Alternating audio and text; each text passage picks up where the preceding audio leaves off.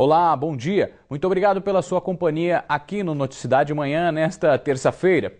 A gente começa esta edição com o trânsito. Nós vamos falar ao vivo com a repórter Andréia Trevisan, que tem as informações atualizadas da região.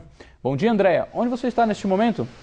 Bom dia, Fernando. Bom dia a todos que assistem ao Noticidade de Manhã. Na verdade, a gente teve que mudar de endereço por causa da chuva. Neste momento, eu estou no Centro de Operações da URBS em Sorocaba e a gente tem aqui vários monitores, pedi para o cinegrafista mostrar, e a gente percebe que chove na maioria dos pontos de Sorocaba. O motorista que ainda não saiu de casa deve ter cuidado por causa da pista molhada. A gente percebe pelas imagens que chove na maior parte da cidade. E para quem segue para a capital pelo sistema Anhanguera Bandeirantes, deve ficar atento. Atenção! O trecho da alça de saída do quilômetro 62, que dá acesso a Itupeva e Itatiba, está em obras e por isso está interditado. Existe uma alternativa. É bom utilizar o retorno do quilômetro 64. Já o sistema Castelo Raposo segue normalizado, sem pontos de lentidão.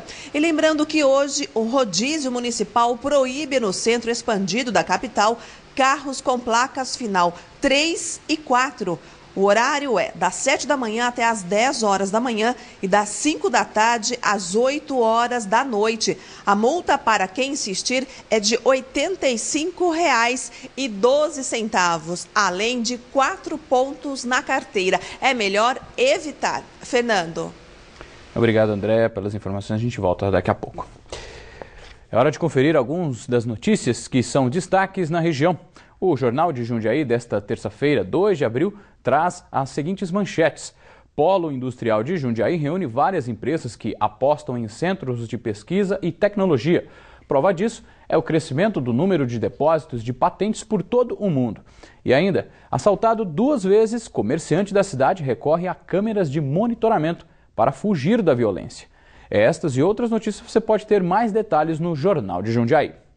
E agora vamos saber o que é notícia no Brasil e no mundo, direto do estúdio do SBT Manhã com Patrícia Rocha. Olha, um incêndio numa escola islâmica matou 13 garotos em Mianmar, no sul da Ásia. As crianças morreram asfixiadas no dormitório do colégio em Yangon, a maior cidade do país. As informações iniciais eram de que o fogo foi provocado por um problema elétrico, mas autoridades disseram que as causas do incêndio estão sendo investigadas. O incidente aconteceu em meio à onda de violência entre muçulmanos e budistas em Mianmar, que já deixou 43 mortos. Bom, e aqui no Brasil, pelo menos 42 pessoas ficaram feridas num acidente entre 2 ônibus e 2 caminhões na BR-386, na altura da cidade de Seberi, no norte do Rio Grande do Sul. Segundo a Polícia Rodoviária Federal, os 2 caminhões que iam sentido Santa Catarina bateram na entrada de um posto e acabaram atingindo 2 ônibus que vinham no sentido contrário. Felizmente, nenhuma das vítimas corre risco de vida. Briga entre vizinhos deixou uma pessoa ferida nesta madrugada no conjunto habitacional Vista Alegre, em Jundiaí. Segundo a polícia, a ação aconteceu depois de um desentendimento. A vítima foi socorrida com ferimentos no braço. O suspeito foi detido e permanece no plantão de Jundiaí. Também em Jundiaí, próximo ao bairro Secap, um homem foi morto a facadas. Segundo a polícia, testemunhas viram a vítima caída na rua e acionaram o SAMU.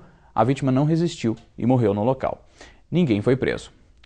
4 pessoas foram presas por porte ilegal de arma na rodovia Raposo Tavares, em Itapetininga. Segundo a polícia, no carro em que elas estavam, foi encontrado um revólver calibre 38. Todos serão encaminhados a uma cadeia da região. Fim da investigação. Foi preso na Grande São Paulo o homem suspeito de abusar sexualmente de um garoto de 11 anos de idade em Ibiúna. O crime foi em fevereiro deste ano. O homem de 20 anos foi preso por investigadores de Ibiúna na manhã desta segunda-feira em Cotia, na Grande São Paulo, onde estava desde o domingo na casa da irmã. Ele negou a autoria do crime, mas não resistiu à prisão. Wellington Fernandes Ramos Ribeiro foi levado para a delegacia de Ibiúna, onde foi reconhecido pelo menor. O crime foi cometido no dia 1º de fevereiro. A vítima contou à polícia que o ferreiro pediu ajuda para buscar um cavalo em um matagal perto de onde os dois moram. Lá aconteceu o abuso. O menor contou para sua mãe o que tinha acontecido e que o suspeito é que teria feito isso com ele. Diante disso, foram até o hospital, aqui da cidade de Ibiúna, onde foi feito um primeiro exame.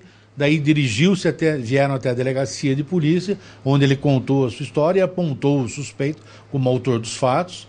O suspeito era conhecido da família, algo comum em casos de estupros de vulneráveis, de acordo com o delegado que acompanhou o caso. Com a conversa, conhece o menor, vamos dizer, há um aliciamento, há uma facilidade para convencer a pessoa, no caso, acompanhá-lo até num lugar um pouco mais distante ali da população, para que consiga chegar ao seu principal objetivo, que é cometer o estupro. Wellington, que morava no bairro Gemima, em Ibiúna, foi encaminhado à cadeia de Pilar do Sul e pode pegar de 8 a 12 anos de prisão por estupro de vulnerável. Ainda falando de Ibiúna, um homem foi detido em flagrante por dirigir embriagado na rodovia Bugiro-Nacal. O teste do bafômetro foi realizado e ficou constatado que o motorista havia ingerido bebida alcoólica. O homem confessou que bebeu, pagou fiança de R$ 778 e, em seguida, foi liberado. 9 estabelecimentos que comercializam produtos de Páscoa foram autuados pelo Procon de Sorocaba entre os dias 25 e 28 de março. O maior número de irregularidades foi por conta da falta de informação de preços e validade expirada dos produtos. Ao todo, 33 locais foram vistoriados. A Secretaria de Saúde de Sorocaba confirmou 30 novos casos de dengue na cidade, no período de 7 dias. Ao todo, são 314 pessoas já infectadas. Hoje é comemorado o Dia Internacional do Livro Infantil. E o Noticidade Manhã reforça para você que é pai ou mãe, sempre que puder, incentive a leitura para o seu filho desde cedo. E para falar mais sobre a importância desta data para o desenvolvimento da educação, nós voltamos ao vivo a falar com a repórter Andréia Trevisan. Andréia.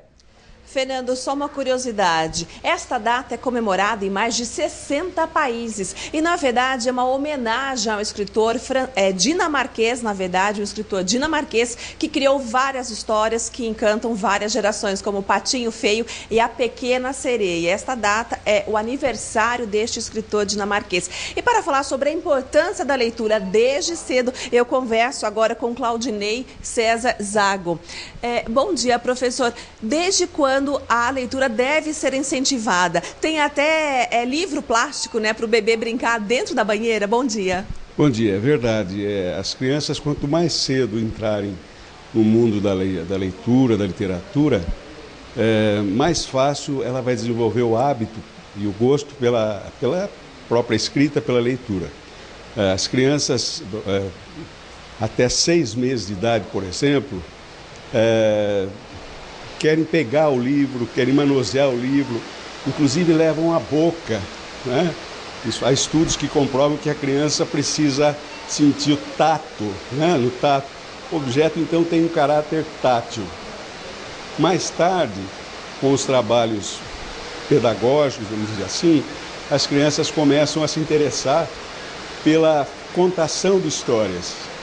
E com o passar do tempo, nas próprias fases do desenvolvimento, elas começam a querer ouvir histórias contadas dentro e fora da sala de aula. Agora, o responsável que vai contar uma história ou então, enfim, ler um livro, ele tem de prestar atenção à sua volta, nada de ler com a televisão ligada.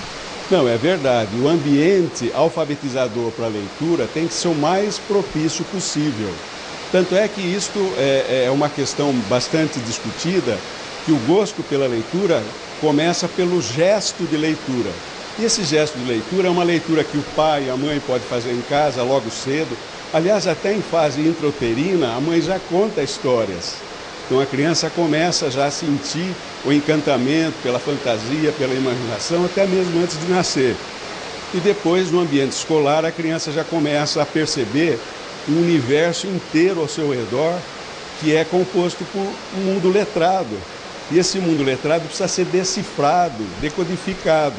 E é o professor, o adulto, que vai oferecer essa janela para a criança, lendo boas histórias, em diferentes textos, oferecendo oportunidades de bons autores. Isso tudo faz com que a criança adquira esse hábito logo cedo. Agora, a importância da leitura para o desenvolvimento pessoal. Sem dúvida. Há um ditado quase que clássico, né? Quem lê, escreve. Quem não lê, é escravo. Então é óbvio que quanto mais cedo eu ofereço essa possibilidade para a criança, para o aluno, mais fácil isso vai se transformar numa paixão pela leitura e é óbvio que a leitura é uma porta aberta para esse mundo incrível do conhecimento. Mais tarde nós vamos ter jovens que sabem produzir textos argumentativos com qualidade, mas isso se for disparado lá na infância, logo cedo. Ok, professor, obrigada pelas informações. E lembrando que existem bibliotecas onde a pessoa pode emprestar o livro e sem pagar nada. Fernando. Obrigado, Andréia, pelas informações. Sobrevivência e respiro no mercado financeiro. Pesquisa do Sebrae mostra que mais de 74% das empresas da região de Sorocaba continuam ativas depois de 2 anos de existência. Veja a reportagem. Já são 3 anos em atividade. O negócio foi crescendo aos poucos. Das 50 clientes mensais, passou a atender em média 1.000 por mês. Hoje elas não param de chegar. Para a depiladora e agora empresária, foi a realização de um sonho. Fui dentista durante 27 anos e tinha um sonho de que quando eu parasse com a odontologia, eu queria um outro negócio. Fui apresentada para essa franquia e eu fiquei literalmente apaixonada por tudo. Só que esse sucesso todo não veio de imediato. Maria teve que ter paciência para esperar pelo retorno financeiro. Você tem que ser muito organizado, tudo na ponta do lápis. Tudo na ponta do lápis. Você não pode misturar caixa de empresa com o seu dinheiro. Tem que ser tudo muito bem separado, tudo muito bem organizado. Para dar certo, tem que ser assim. Planejamento, aliás, é a palavra-chave para que as empresas alcancem o objetivo, principalmente nos 2 primeiros anos de vida, quando tem mais investimento do que lucro. As empresas estão se planejando melhor, né? O ano passado, o crescimento do faturamento das empresas no ano de 2012 foi em média de 8%, já descontada a inflação. Isso mostra que as empresas estão faturando melhor. E faturar melhor quer dizer que a empresa tem mais possibilidades de sobrevivência. Está cada vez mais comum as empresas sobreviverem aos 2 anos iniciais na região de Sorocaba. Uma pesquisa do Sebrae, divulgada agora em março, comparou o número de mortalidade das empresas entre os anos de 2005 e 2006. O índice de sobrevivência subiu de 70% para 74%. Para se ter uma ideia, o indicador na região é maior do que o nacional. Em todo o estado de São Paulo, o número chega a 76,9%. Para essa evolução, 3 fatores foram indispensáveis. O crescimento da renda da população, né, o aumento do PIB e o melhor planejamento das empresas fizeram com que o índice subisse de 70% para 74%. É hora das informações do clima nesta terça-feira. O tempo continua abafado e por conta do excesso de nuvens, a chuva que chegou esta manhã e forte em partes da região pode continuar ao longo do dia. Em Sorocaba, as temperaturas devem variar entre 20 e 27 graus. Veja como será a previsão em outras cidades.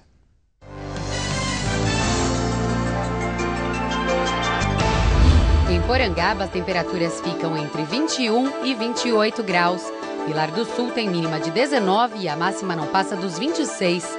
Mesmo a mínima prevista para Jundiaí, que tem máxima de 30 graus. Em Capela do Alto, as temperaturas não passam dos 29.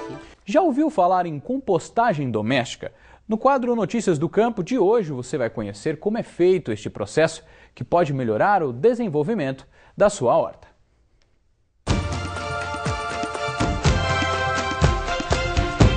Lugar de restos de comida é o lixo, certo? Errado. Eles podem se transformar num fertilizante natural e gratuito. A compostagem é uma forma simples de reaproveitar o lixo orgânico produzido em casa. Para criar o material que vai adubar a horta de casa ou a plantação, é necessário separar o lixo úmido do seco. Para a parte úmida podem ser usados grãos e cascas de frutas e legumes até mesmo estragados, mas que não tenham sido cozidos. Para a parte seca, basta separar borra de café no próprio guardanapo de papel, além de grama e ainda centopeias e minhocas que vão acelerar a compostagem. No primeiro andar, você vai começar a depositar material, igual a gente montou a nossa primeira composteira aqui menorzinha. Você monta o material, uma camada de seco, uma camada de úmido, uma camada de seco, uma camada de úmido, pode alternar com terra também, né? À medida que esse daqui fica completo, você joga ele para o meio, pega o do meio, põe em cima, começa tudo de novo. Quando o de cima já tiver com nível de novo, você vai dar uma olhada no meio. Se tiver espaço, você pode colocar ainda, ou provavelmente pode já estar pronto. Aí você pode jogar na sua horta. Embaixo vai gerar o chorume, que é o líquido.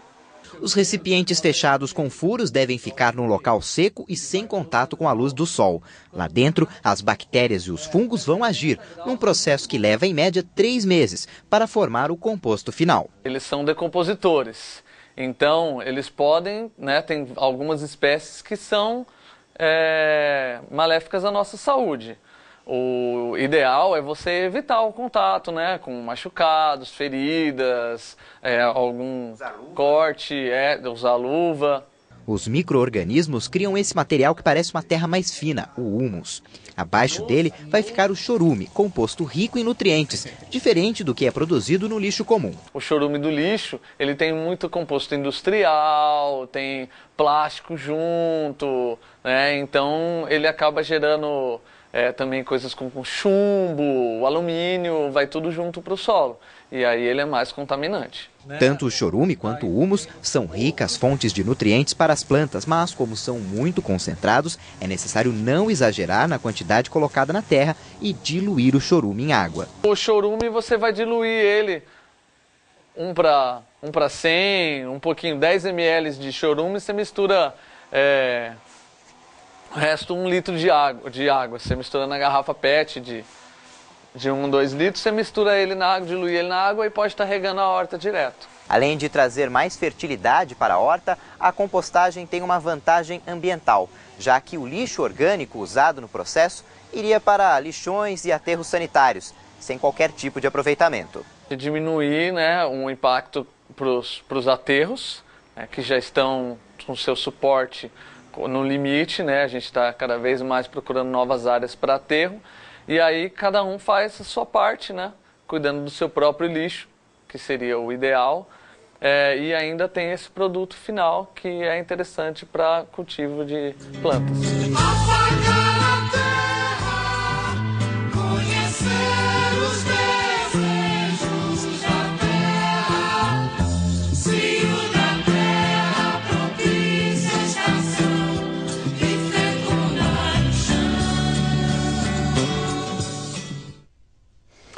Tudo reaproveitado e quem agradece é o meio ambiente. O Noticidade Manhã fica por aqui. E o nosso bom dia especial de hoje vai para o município de Alumínio, que completa 20 anos. Parabéns a toda a população. Outras notícias da região você acompanha logo mais, à 13h, com Nolan Roberto, no Manchetes Noticidade. E a gente encerra esta edição com imagens ao vivo do Centro de Controle Operacional da URBS, em Sorocaba. Um excelente dia para você e sua família. Saúde e sucesso!